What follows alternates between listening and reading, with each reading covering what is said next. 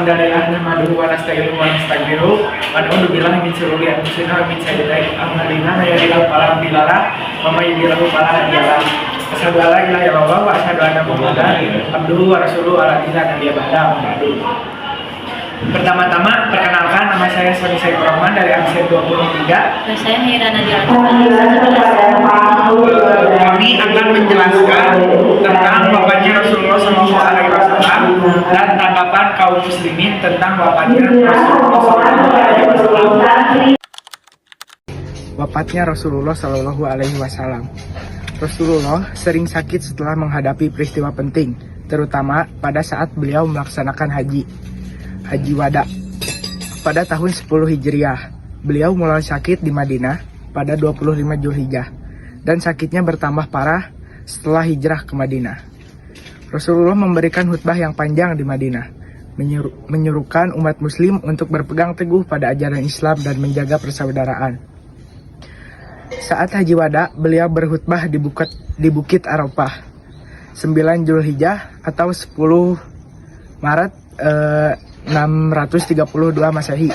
Inti pesannya adalah menjaga kehormatan, harta, jiwa, dan menjauhi perbuatan jahat. Setelah haji, beliau menerima wahyu terakhir, Al-Maidah ayat 3 yang menyatakan, pada hari ini telah kusempurnakan untuk kamu agamamu dan telah kucukupkan kepadamu nikmatku dan telah kuridhoi Islam itu jadi agamamu.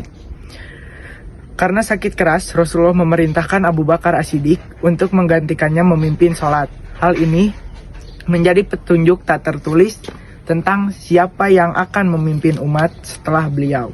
Abu Bakar kemudian memimpin sholat berjamaah setelah wafatnya Nabi. Kabar wafatnya Rasulullah atau Nabi menyebabkan duka mendalam. Abu Bakar mengingatkan kaum muslimin bahwa mereka hanya menyembah Allah bukan Rasulullah.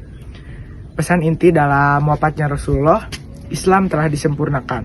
Umat Islam diperintahkan menjaga persatuan, menjalankan amanah, dan berpegang teguh pada Al-Quran dan Sunnah. Setelah wafatnya Rasulullah SAW, kaum muslimin merasa bingung dan merasa pikirannya belum bisa menerima bahwa Rasulullah yang mereka cintai itu telah wafat. Bahkan Umar bin Khattab pun berkata bahwa dia akan membunuh siapa saja yang mengatakan bahwa Rasulullah itu telah wafat gitu. Setelah Abu Bakar As-Siddiq tahu bahwa Rasulullah SAW itu telah wafat, dia berpidato dan membacakan salah satu surat, yaitu surat Ali Imran ayat 144 yang artinya itu, Muhammad itu tidak lain hanyalah seorang Rasul. Sungguh telah berlalu sebelumnya beberapa orang Rasul. Apabila jika dia wafat atau dibunuh, kamu berbalik ke belakang atau murtad.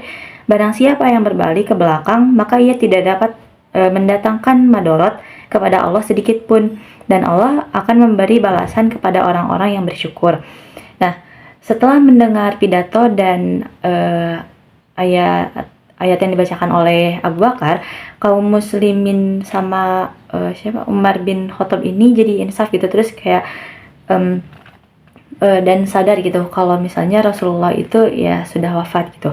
Terus sebelum jenazah Rasulullah dimakamkan, kaum muslimin ini mengadakan pemilihan khalifah gitu untuk khalifah yang akan menggantikan posisi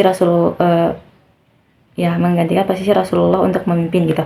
Dan akhirnya kaum muslimin itu bersepakat bahwa Abu Bakar lah yang akan menjadi khalifah. Ya, walaupun sebelumnya itu sempat ada perselisihan antara kaum Muhajirin dan kaum Ansor. Nah, sepeninggalan Rasulullah, kaum muslimin ini menjadi sangat sedih gitu. Apalagi setelah setiap kali mereka mendengar azan, apalagi bagian Muhammad Rasulullah, air mata mereka itu bercucuran karena mendengarkannya.